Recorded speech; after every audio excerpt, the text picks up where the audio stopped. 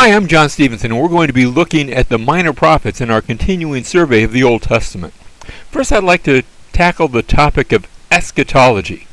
That word eschatology just means the last things, and we're going to back up and look at the eschatology of Moses. You see, Moses didn't have the entire Bible. He'd only been given those portions that he wrote, and the prophecy of which he was aware from the very beginning, way back in the book of Genesis.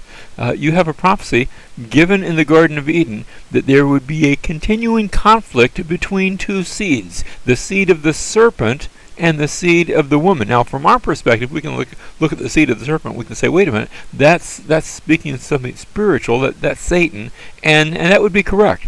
And that prophecy talks about how the seed of the serpent and the seed of the woman, there would be a struggle, and the seed of the serpent, God says to the serpent, he will bruise you on the head and you will bruise him on the heel.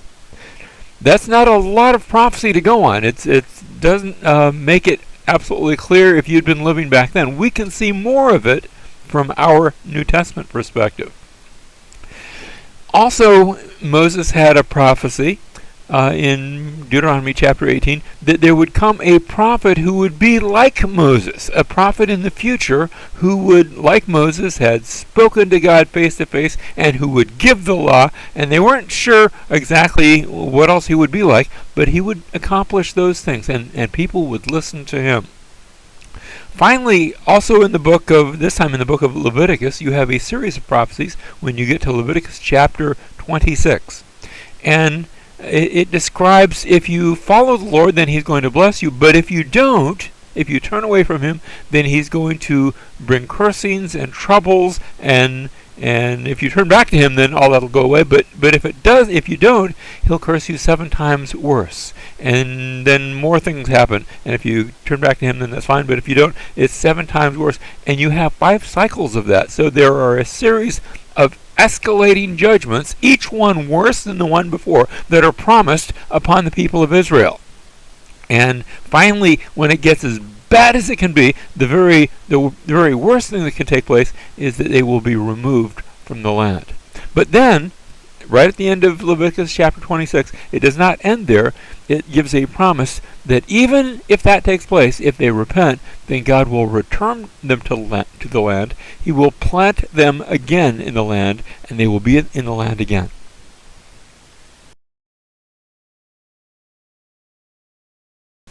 Now, when we come to King David, we're building on the same prophecies that we saw at Moses, because he had the writings of Moses, but he adds to that 2 prophecies.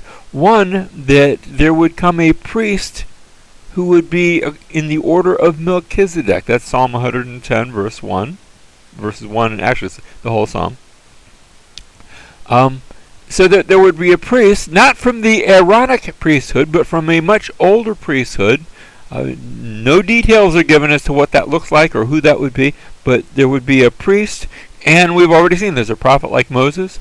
And then God also promises David that he will have a descendant who will sit upon his throne, and it will be an everlasting kingdom. So a prophet, a priest, and a king, that is all seen in the eschatology of David. Now we come to the eschatology of the pre-exilic prophets, that is, the prophets who lived before the Babylonian captivity. One of the themes that we see in those particular prophets, it's not going to be limited to them, but we see it introduced now, is the theme of the day of the Lord. Now, the day of the Lord sounds, well, gee, he's going to have a day. Could that be a party? No, the day of the Lord always has the idea of judgment. It's a serious, sober, somber sort of approach. God is going to judge his people, and he's going to judge the world, and that judgment is called the day of the Lord. After that, and Isaiah is going to talk about this, there is promised a new heavens and a new earth. So there's judgment coming, but then after the judgment, there's hope for the future with a new heavens and a new earth. Now, when we get to the prophets of the exile, we take those same 2 themes, the judgment and the new heavens and the new earth, And there is added to that something up close and personal, because now they are being taken away into captivity. This is seen in Ezekiel and Daniel as they are actually living through, Jeremiah as well, they're living through the actual exile as this had happened in 721 BC, where the northern kingdom of Israel had already been taken away into captivity, and now the southern kingdom of Judah in the year 586 BC is taken into captivity. And Jeremiah in particular has a prophecy that says, when 70 years have been completed for Babylon, I will visit you and fulfill my good word to you to bring you back to this place. That's Jeremiah chapter 29, verse 10. So this captivity would be 70 years in duration. That hadn't been given way back in the book of Leviticus when it talked about being removed from the land and then being returned. No time frame had been given. Now that time frame is given, that there would be a 70-year captivity followed by a return. All right, let's move on to the book of Hosea. That's the book of God's covenant marriage. Hosea chapter 1 verse 1, the word of the Lord which came to Hosea the son of Beri during the days of Uzziah, Jotham, Ahaz, and Hezekiah kings of Judah, and during the days of Jeroboam the son of Joash king of Israel. Notice we have both the southern kingdom of Judah and the northern kingdom of Israel. They are both coexisting at this time, and it's a time, economically at least, when everything is wonderful. It looks like nothing can go wrong. Jeroboam is economically speaking, the best king that Israel has seen. Now, spiritually speaking, he's not. Spiritually speaking, things are very bad in Israel. But folks aren't concerned with spiritual, and that's the problem. Verse 2, when the Lord first spoke through Hosea, the Lord said to Hosea, go take to yourself a wife of harlotry, and have children of harlotry, for the land commits flagrant harlotry, forsaking the Lord. If you haven't guessed by now, this is going to be one of those R-rated Bible studies. Hosea is told to go and take a woman of ill repute and marry her, because the relationship between Hosea and his unfaithful wife will mirror the reflection. It will reflect the relationship between God and unfaithful Israel. Verse 3, so he went and took Gomer, the daughter of Diblaim, and she conceived and bore him a son. So notice this is all in the midst of this harlotry that this is taking place. And the Lord said to him, name him Jezreel, for yet a little while, and I will punish the house of Jehu for the bloodshed of Jezreel. Now Jezreel means son of God. This King Jehu, when he'd come on the scene, when he'd become king, he had sown a lot of bloodshed, and God says, I will put an end to the kingdom of the house of Israel. On that day I will break the bow of Israel in the valley of Jezreel. The valley of Jezreel is this valley that intersects the central mountain range in Israel, and a number of famous battles had taken place here. This is where Deborah fought the people of Hatzor. This is where Gideon fought the Midianites. This is where Saul fought the Philistines and had his fall. This is where Joram and Ahaziah had met their end at the hands of Jehu, whom we just mentioned. This is where Jezebel was killed also. And so all of these things had taken place in this valley, this wide open valley of Jezreel.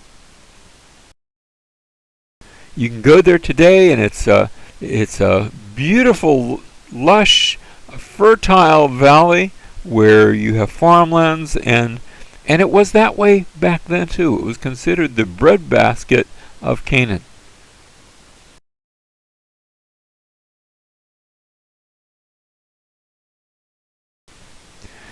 We come down to verse 6, then she conceived again and gave birth to a daughter, and the Lord said to him, name her Lo-Ruhamah, for I will no longer have Racham, I will no longer have compassion. That's what the word Lo-Ruhamah means. It means no compassion. For I will no longer have compassion on the house of Israel, or that I would ever forgive them, but I will have compassion on the house of Judah, and deliver them by the Lord their God and will not deliver them by bow, sword, battle, horses, or horsemen. You remember when we talked about Isaiah, in the book of Isaiah, we saw there the deliverance of the southern kingdom of Judah. When the Assyrians came down to try to take Judah, their king, in contrast to the king of Israel, the king of Judah, Hezekiah, turned to the Lord, and the Lord delivered the city and delivered the land.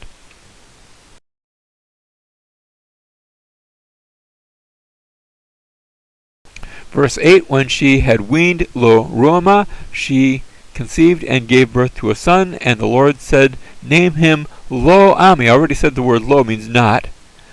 Ami, Am is people, and Ami is my people, so name him Lo-ami, for you are not my people. Imagine having a child and you name him not mine. And this is what's being reflected here. For you are not my people, and I am not your God. Even though I chose you, you're not acting like my people. There's no family resemblance. So evidently you're not my people. I'm going to treat you like somebody else's people. I'm going to remove you from the land. We get to verse 10, though, and there is hope at the end. Yet the number of the sons of Israel will be like the sand of the sea, which cannot be measured or numbered, and in the place where it is said to them, you are not my people, it will be said to them, you are the sons of the living God. So there's coming a day when the people that of whom it was said, you aren't my people, you now will be called sons of God. That's our story, isn't it? After all, those of us who are not Jewish by birth, we have come to the place where we can be called sons of the living God, even though there was a time when we were not called his people. But now we can be called his people. We are called sons of the living God. Verse 11, and the sons of Judah and the sons of Israel will be gathered together, and they will appoint for themselves one leader, and they will go up from the land, for great will be the day of Jezreel. God's going to do a wonderful sowing. Back in that day, it was a terrible sowing judgment, but he sows something else in the future, and we are the product of that new sowing as the seed of the word has been planted throughout the world. Hosea chapter 2 verse 1, say to your brothers Ami and to your sisters Ruhamah, remember the names, contend with your mother, contend, for she is not my wife, and I am not her husband. And let her put away her harlotry. You see, even though Hosea had married this gal, she's not acting the part of a wife. She's going with other lovers. She is not my wife. I'm not her husband. And let her put away her harlotry from her face, and her adultery from between her breasts. Verse 3, or I will strip her naked, and expose her as on the day when she was born. I will also make her like a wilderness, make her like desert land, and slay her with thirst. This is what God is doing to both punish, but also to turn the heart of his people back to himself. Verses 4 and 5, also I will have no compassion on her children, because they are children of harlotry, for their mother has played the harlot. She who conceived them has acted shamefully, for she said, I will go after my lovers, who give me my bread and my water, my wool and my flax, my oil and my drink, as if all those other lovers are going to take care of her. Quite the contrary, those other lovers are going to be the ones that bring her to ruin. Therefore, behold, I will hedge up her way with thorns. This is God speaking. God's going to put a roadblock in front of her. And I will build a wall against her so that she cannot find her paths. She will pursue her lovers, but she will not overtake them, and she will seek them, but will not find them. Then she will say, I will go back to my first husband, for it was better for me then than now. This is the story of the prodigal son, only related to the unfaithful wife. And notice the tragedy, the trouble, comes to turn her heart back toward her husband. Verse 13, I will punish her for the days of the Baals, when she used to offer sacrifices to them, and adorn herself with her earrings and jewelry, and follow her lovers, so that she forgot me, declares the Lord. Therefore, behold, I will allure her, bring her into the wilderness, and speak kindly to her. Then I will give her her vineyards from there, and the valley of Achor, The word Achor actually means trouble, but it was an actual valley. And the valley of Achor as a door of hope, and she will sing there as in the days of her youth, as in the day when she came up from the land of Egypt. Now, the valley of Achor, as I said, that's actually a place in the northern kingdom of Israel. That's the place where Joshua, after they had fought the Battle of Jericho and won, and then they tried to fight the next battle, and they lost, and the reason they lost is because one of the Israelites had taken some of the property from the spoils of Jericho, and when it was discovered that this had brought defeat, when the sin was discovered, then Joshua, we read Joshua chapter 7 verse 24, then Joshua and all the Israel with him took Achan the son of Zerah, the silver, the mantle, the bar of gold, his sons, his daughters, his oxen, his donkeys, his sheep, his tent, and all that belonged to him, and they brought them up to the valley of Achor, and he was put to death there. Joshua said, "Why have you troubled us? Why have you Achored us? The Lord will trouble you, the Lord will Achor you this day." And all Israel stoned them with stones, and they burned them with fire after they had stoned them with stones. Now, here's what Hosea is saying. Then I will give her her vineyards from there in the valley of Achor as a door. It's going to be not a door of trouble. It will be a door of hope. I'm going to turn her trouble into hope, even though she's been disobedient. Instead of a judgment that kills, it will be a judgment that returns her heart.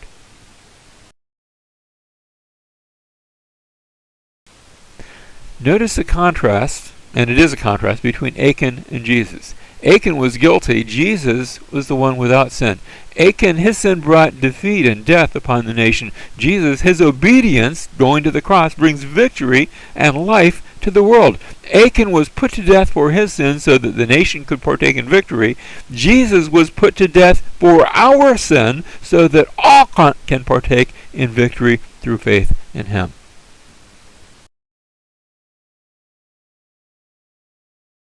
Now, Hosea chapter 2, verse 16, and it will come about in that day, declares the Lord, that you will call me Ishi. Ishi is the word for man. Ishi, my man, sort of like my husband.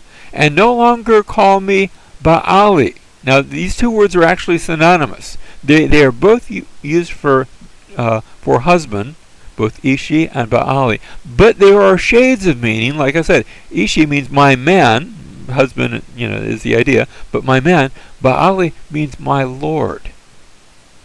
Verse 17, for I will remove the names of the Baals from her mouth, so that they will be mentioned by their names no more. We get to chapter 3. Then the Lord said to me, go again, love a woman who is loved by her husband, yet an adulteress, even as the Lord loves the sons of Israel, though they turn to other gods and love raisin cakes. So I bought her for myself. Now, we're not sure how this took place or why this took place, but it appears that Hosea's wife had departed from him, playing the prostitute, and then had found herself up for sale as either a slavery or is this a prostitution thing? We're not sure. But he goes and he purchases her. Verse 2, so I bought her for myself for 15 shekels of silver. He actually got her for a deal. And a homer and a half of barley. And then I said to her, you shall stay with me for many days. You shall not play the harlot, nor shall you have a man. You're going to stay with me, but we're not going to be living as husband and wife because I need to make you faithful again. And God says, I'm going to do the same thing with Israel. I'm going to bring my people back into the land. But I will not be with them. Not in that up close and personal way that I've been in the past. And instead, I'm going to keep you in the land, but I'm going to keep you faithful so that one day you will be ready to be my faithful bride. Notice, nor shall you have a man, so I will also be toward you. For the sons of Israel will remain for many days without king or prince, without sacrifice or sacred pillar, and without ephod or household idols. They're going to do without all of those things so that they can be ready to meet their king, the Lord. Afterward, the sons of Israel will return and seek the Lord their God and David their king, and they will come trembling to the Lord and to his goodness. When does this take place? In the last days. Now, we have present unfaithfulness described, and Hosea is going to speak quite a bit about this. Then there is the promise of upcoming captivity, followed by a eventual return, not just physical, but a spiritual return to the Lord. Now here's our overview of the entire book of Hosea. Chapters 1 through 3 give Hosea's marriage. Chapters 4 all the way to the end of the book really give Hosea's message that is illustrated by his marriage. So Hosea's marriage and then Hosea's message. In chapters 1 through 3, we saw Gomer's unfaithfulness, her discipline, the promise of her restoration. As we come to chapter 4, we see the case of God's covenant lawsuit that is set forth. It's showing how Israel has been the unfaithful bride, how Israel has broken the covenant, has been unfaithful in that covenant, just like an adulterous wife. We get to chapter 14, and we will have that promise of ultimate restoration. Chapter 4, verse 1, listen to the word of the Lord, O sons of Israel, for the Lord has a case against the inhabitants of the land. That's the language of a legal lawsuit. Because there is no unfaithfulness or kindness or knowledge of God in the land. That's the problem. And so God brings forth his case. He's dragging Israel into court, as it were. Verse 2, there is swearing, deception, murder, stealing, and adultery. They employ violence so that bloodshed follows bloodshed. Yet no one finds fault, and let none offer reproof. For your people are like those who contend with the priests. So you will stumble by day, and the prophet also will stumble with you by night, and I will destroy your mother. My people are destroyed for lack of knowledge.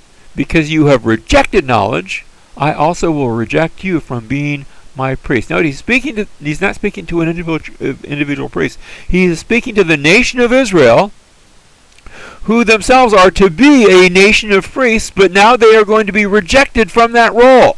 A priest is one who represents the people to God. Israel was supposed to represent the human race to God, but Israel falls short. So God says, I'm going to reject you from being my priest. Since you have forgotten the law of your God, I will also forget your children.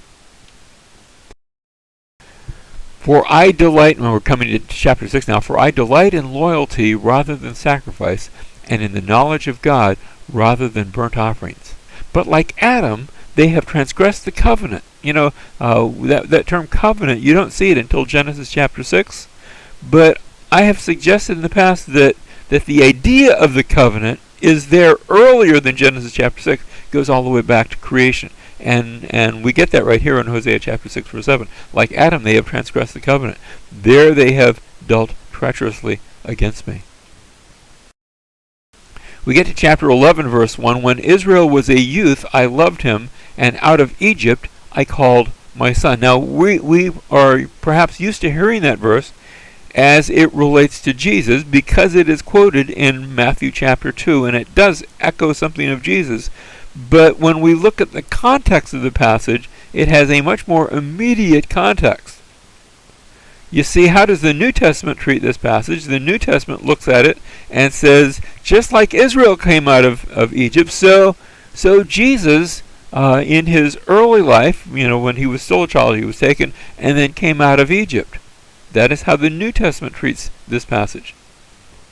But when we look at it in its context, notice when Israel was a youth, I loved him, and out of Egypt I called my son. The more they called them, the more they went from them. They kept sacrificing to the Baals and burning incense to idols. Yet it is I who taught Ephraim to walk. I took them in my arms, but they did not know that I healed them. When in the context of this, Hosea is actually speaking of the nation of Israel, how the nation of Israel was given birth, really. The nation came to be being brought out of Egypt. It was brought out as a ready nation, ready to be planted in the land. And yet even though God had given them that kind of birth, that kind of deliverance, they were an unfaithful people, and they went sacrificing to other gods. I led them with cords of a man, he says, with bonds of love, and I became to them as one who lifts the yoke from their jaws. And I bent down and fed them. They will not return to the land of Egypt, but they're going to be taken out of the land. But Assyria, he will be their king, because they refuse to listen to me. I'm not going to send them back from where they originally came, but I'm going to remove them to a different land. And this is speaking of the Assyrian captivity, the captivity of the northern kingdom of Israel that begins in 721 BC. Assyria then is going to come against Israel and will carry them off into captivity. Return, O Israel, we get to chapter 14. Return, O Israel, to the Lord your God, for you have stumbled because of your iniquity. Take words with you and return to the Lord. Say to him, take away all iniquity and receive us graciously, that we may present the fruit of our lips. Assyria will not save us. We will not ride on horses, nor will we say again, our God, to the work of our hands. For in you the orphan finds mercy. And God says, I will heal their apostasy. I will love them freely, for my anger has turned away from them. It has been satisfied.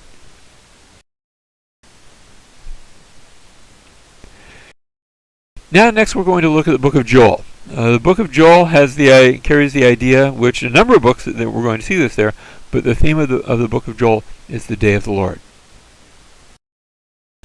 Notice we start the word of the Lord that came to Joel the son of Pethuel. We're not told when it took place. In fact, there are some scholars that think maybe the book of Joel was written after the Babylonian captivity. We're going to treat it here as though it's before that captivity, but frankly we just don't know. Verse 2 starts off, hear this, O elders, and listen, all inhabitants of the land. Has anything like this happened in your days, or in your fathers' days? Tell your sons about it, and let your sons tell their sons, and their sons the next generation. What is it? What had taken place in the book of Joel? Here it is. What the 9 locusts has left, the swarming locust has eaten. What the swarming locust has left, the creeping locust has eaten. What the creeping locust has left, the stripping locust has eaten. In other words, there is a locust plague that is described in terms of wave after wave after wave coming against the land. A locust plague is a terrible thing to see. They're basically just giant grasshoppers. They come and they eat everything. Any crop, any tree, any leaf, it is just gobbled up and disappears. For a nation has invaded my land, mighty and without number. Its teeth are the teeth of a lion. Now we're speaking figuratively speaking. They're not giant fangs like a lion. But its teeth are the teeth of a lion, and it has the fangs of a lioness. The point is that they come and they destroy, just as if a herd of lions had come. Now this brings up the question, are natural disasters, we speak of natural disasters, are natural disasters natural? I live in South Florida, and right next to the Caribbean, where we are used to seeing natural disasters. A few years ago, down in Haiti, we saw earthquakes down there. When we have tornadoes or hurricanes or earthquakes, or perhaps man-made disasters, the question before the house: are these from God? Or are these just the price of living on planet Earth? The book of Joel answers that question, and Joel says, look, when bad things happen, like locusts, and we see this group of locusts coming in chapter 1, and they are alluded to there in chapter 2. We turn the page there. In chapter 2, verse 1, we see the army of the Lord, and it's not entirely clear. Are we still talking about locusts? But the point is, if you look at the locust plague and all you see is bugs, you've missed the point. Because God has sent these locusts as a judgment against Jerusalem. And so we started off in chapter 1. There's a locust plague that's present, and that illustrates maybe a different sort of army. Maybe not. Maybe it's the same army. But in chapter 2, there's a call to sound the alert, because here comes the army. Is it more bugs, or is it people? Is it Nebuchadnezzar? Is it Babylon? Again, we're not entirely sure. And then in chapter 2, verse 12, there is a call to repentance. Here it is. Even now, declares the Lord, return to me with all your heart, and with fasting, weeping, and mourning, and rend your heart and not your garments. Now return to the Lord your God, for he is gracious and compassionate, slow to anger, abounding in loving kindness, and relenting of evil. Who knows? Remember that who knows principle? I think we've talked about that in the past. That when we come to the prophecies, sometimes we're not entirely sure. These are conditional prophecies, and even when they are not stated as conditional, there might be conditions. Who knows whether he will not turn and relent and leave a blessing behind him, even a grain offering and a drink offering for the Lord your God. So verse 15, blow a trumpet in Zion, consecrate a fast, proclaim a solemn assembly. Gather the people, sanctify the congregation, assemble the elders, gather the children and the nursing infants. Let the bridegroom come out of his room, and the bride out of her bridal chamber. So a call to repentance, and then after that we read about a promise of the coming of the Spirit of the Lord.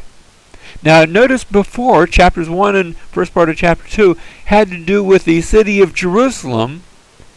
This is going to actually take place there, but it will have its focus not just the events in Jerusalem. It will be looking forward and looking out to all the nations. And so this is something that takes place, at least from Joel's day, in the future. For us, we look back to when the Spirit of the Lord was given on the day of Pentecost. It's described in the Bible in Acts chapter 2. Joel chapter 2, verse 28-29, it will come about after this, that I will pour out my Spirit on all mankind, and your sons and daughters will prophesy, your old men will dream dreams, your young men will see visions, even on the male and female servants I will pour out my Spirit in those days. I will display wonders in the sky and on the earth, blood, fire, columns of smoke. The sun will be turned into darkness, the moon into blood, before the great and awesome day of the Lord comes. Notice, there's coming the day of the Lord, but before it comes, these other things are going to take place. Now, notice the prophecy, and then we'll also look at the fulfillment. In the prophecy, we have God's Spirit's going to be poured out, sons and daughters are going to prophesy, dreams and visions are going to be given, blood and fire and vapor of smoke, and then the sun would be darkened, the moon into blood. Think about when those things took place. God's Spirit was poured out in Acts chapter 2, where it came upon those who were gathered together in Jerusalem in a very visible and vibrant way. You have men and women who are prophesying. You have dreams and visions all throughout the book of Acts that are given. The blood of Jesus and the sign of tongues of fire are given. Blood and fire. I guess when there's fire, where there's smoke, there's fire, vapor of smoke. And think about that. The sun darkened. When was the sun darkened? We saw it at the crucifixion of Jesus. When Jesus was upon the cross, the sun became darkened, just as the prophecy of Joel had promised.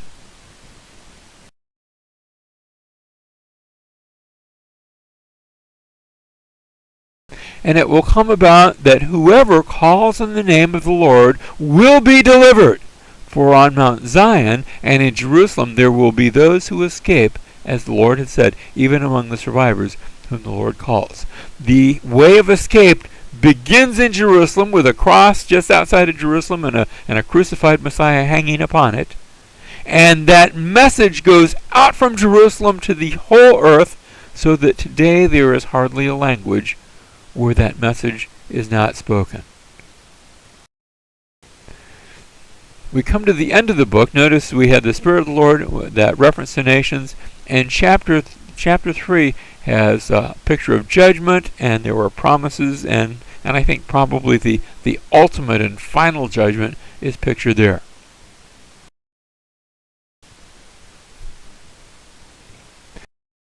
Now let's talk about the book of Amos. Amos is the prophet of social injustice. Amos chapter 1 verse 1, the words of Amos, who was among the sheep herders from Tekoa. Now, Tekoa is a bit south of Bethlehem. So he's from the land of Judah, the kingdom of Judah, that southern kingdom. But he's going to be sent both to Judah but also to the northern kingdom of Israel.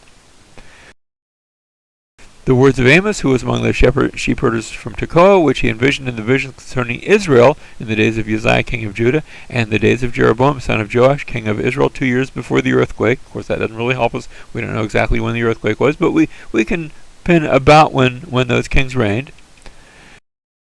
And we read about Amos, when we get to chapter 7, verses 14 and 15, then Amos answered and said to Amaziah, I am not a prophet, nor am I the son of a prophet, for I am a herdsman, and a grower of sycamore figs. But the Lord took me from following the flock, and the Lord said to me, go prophesy to my people Israel. So Amos is not a prophet, but God comes to him and gives a message and says, you're going to be my mouthpiece. You go tell him these things. Amos says, yes, sir. And he goes and he begins prophesying. So here's Amos. He's from Tekoa, south of Jerusalem. His prophecy, though, is directed primarily toward the northern kingdom of Israel.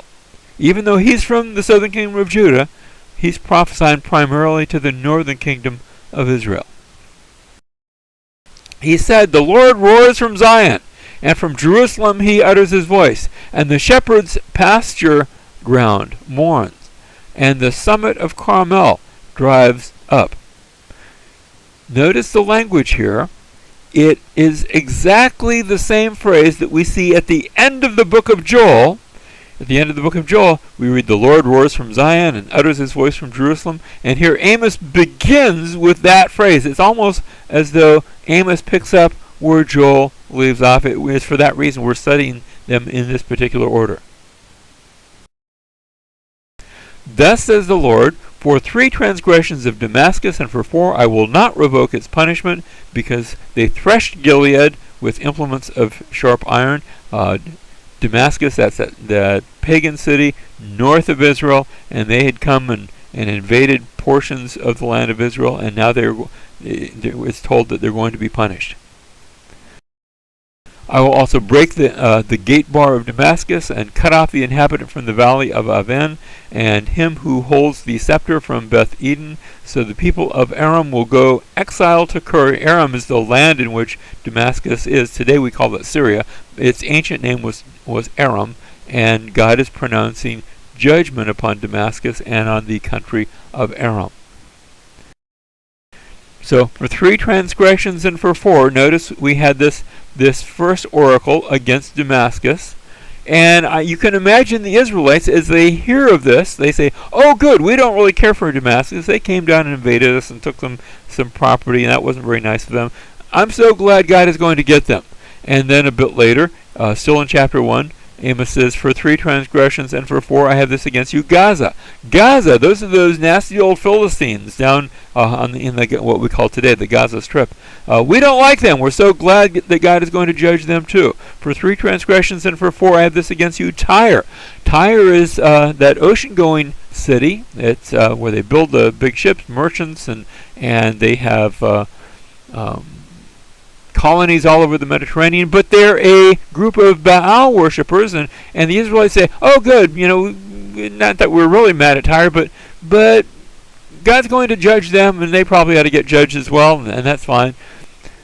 For 3 transgressions and for 4 I have this against you, Edom. Now Edom was a little closer to home because the Edomites are descendants of Esau, who was related to Jacob, who was related to the sons of Israel. So these are sort of distant cousins. But we don't really like Edom because when we were marching through the promised land, or through the wilderness, we wanted to get to the promised land, they said, you cannot pass through our territory, and we had to make this big detour. So good God really ought to judge Edom. For 3 transgressions and for 4 I have this against you, Ammon. Both Ammon and the next one he's going to mention is Moab. Both Ammon and Moab, those were descendants of Lot.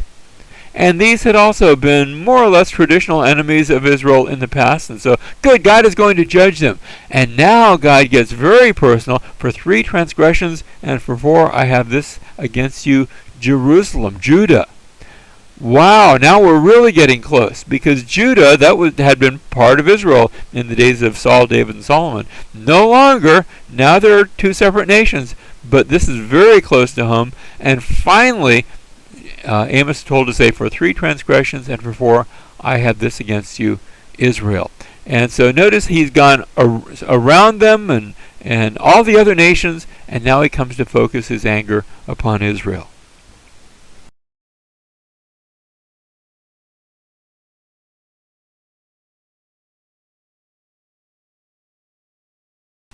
So chapters 1 and 2, we have that catchphrase repeated 8 times, against Damascus, Gaza, Tyre, Edom, Ammon, Moab, Judah, and finally Israel. Then in chapters 3 through 6, we have specifically those judgments against Israel. It begins in chapter 3, where God says, you were my chosen people, and because of that, I'm going to judge you all the more harshly. After all, you are more responsible because you had my truth and you didn't keep my truth. Hear this word. He comes to chapter 4 now. Hear this word, you cows of Bashan. Now, Bashan is that area to the east of the Jordan River, still in Israel, still in their territory. Remember, the tribes of Reuben, Gad, and half the tribe of Manasseh had taken these particular properties. Hear this word, you cows of Bashan, who are on the mountains of Samaria, who oppress the poor, who crush the needy, who say to your husbands. Notice we're not talking about literal cows. We're describing the wives of Israel, of the Israelites in the northern kingdom. We're describing them in terms of being cows, who say to your husbands, bring now that we may drink. And there's a judgment against the wives. Why against the wives? Because their appetites, their desires, their requests of their husband have been such that it drove the greed that led to the improper treatment of the poor. We come to chapter 4, verse 2. The Lord has sworn by his holiness, behold, the days are coming upon you when they will take you away with meat hooks, and the last of you with fish hooks. You wanted ornaments, but instead you're going to get the nastiest sort of ornaments, a fish hook through the lip or through the nose. And we know historically that when the Assyrians came against Israel, that's exactly what they did, because they present it, they picture it on their wall paintings, with them hauling their captives with hooks through their noses and through their lips. Verse 6, but I gave you also cleanness of teeth in all your cities, and lack of bread in all your places, and yet you have not returned to me, declares the Lord. That's going to be the continuing refrain throughout this chapter. Furthermore, I withheld the rain from you while there were still 3 months until harvest. Then I would send rain on one city, and on another city I would not send rain. One part would be rained on, while the part not rained on would dry up. That's echoes of the promises of Leviticus chapter 26. So 2 or 3 cities would stagger to another city to drink water, but would not be satisfied. Yet you have not returned to me, declares the Lord. That's the second time we've seen it. We keep reading. I smote you with scorching wind and mildew, and the caterpillar was devouring your many gardens and vineyards, fig trees and olive trees. Yet you have not returned to me. That's the third time, declares the Lord. He goes on to say, I sent a plague among you after the manner of Egypt. I slew your young men by the sword, along with your captured horses. I made the stench of your camp rise up in your nostrils. Yet you have not returned to me. 4 times, declares the Lord.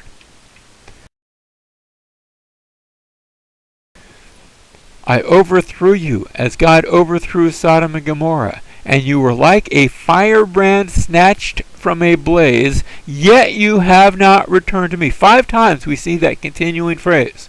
When you hear that, you're supposed to remember something. We alluded to it when we first started our study of the minor prophets, that back in Leviticus 26, there are those 5 cycles of discipline, each one worse, each one saying, and if you don't return to me, I'll curse you 7 times more. And he says that 5 times, just like here, 5 times. He says, yet you have not returned to me. I did all those things to make you return, and you wouldn't do it. You would not return to me. And it is calling to mind the curses of breaking the covenant that had been given back in Leviticus chapter 26. 5 times we say that continuing refrain. 5 times. And the worst, because you have not returned to me, I will take you out of the land.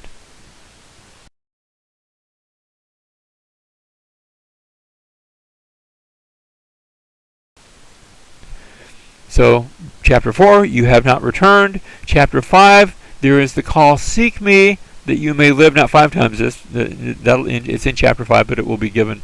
That statement will be made 3 times, again and again and again. Seek me that you may live.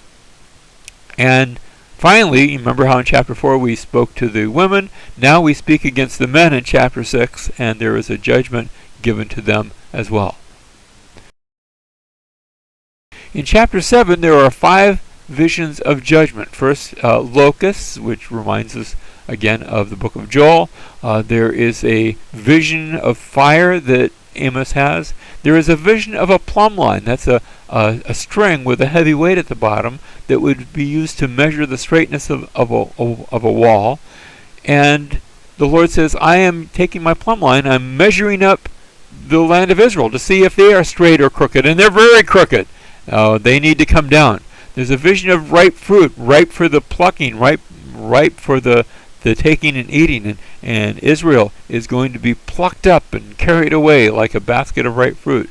There's a vision of the Lord by the altar. Sort of reminds me of Revelation chapter 6, where I have souls under the altar that are praying to the Lord. And when you had a picture of the altar, now it could be the altar is a picture of the brazen altar where the sacrifices would be made, but it seems instead that this is perhaps the altar of incense, which was the place that when you put incense upon the altar, that was the time of prayer. And so it represented the prayers of God's people going up, and this picture of the Lord by the altar is perhaps a picture of that. We get to chapter 9, and there's a promise of restoration, first of Israel, and then of the nations, and finally forever, because there will be an eternal restoration of God's people.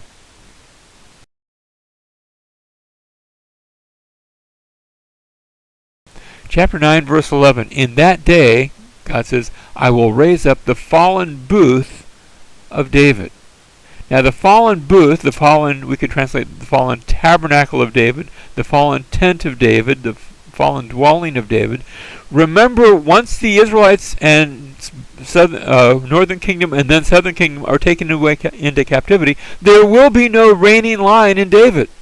Even though they come back into the land, there will be no descendants of David sitting upon the throne. And yet God says, in that day I will raise up the fallen booth of David, will wall up its breaches, I will also raise up its ruins and rebuild it as in the days of old, that they may possess the remnant of Edom, and all the nations who are called by my name, declares the Lord who does this. There's coming a day, God says, when I'm going to restore the fallen booth, the fallen tent, the fallen banner, I guess we could say, of David. And that's speaking of Jesus. In fact, in Acts chapter 15, the apostle, it's James the Lord's brother, quotes this passage and says that refers to Jesus, and it refers to us as well. Because notice verse 12, and all the nations who were called by that name. And in the context of that chapter, James is saying, you see, the nations are going to be called by the Lord's name, and so therefore it is appropriate for them to come in and be a part of the church. That was the big question that was being asked in Acts 15. Can Gentiles come into the church without being circumcised first? Do they have to become Jewish first? And James says, no, they don't. And here's the proof. The proof is given in this passage in Amos chapters 9, verses 11 and 12.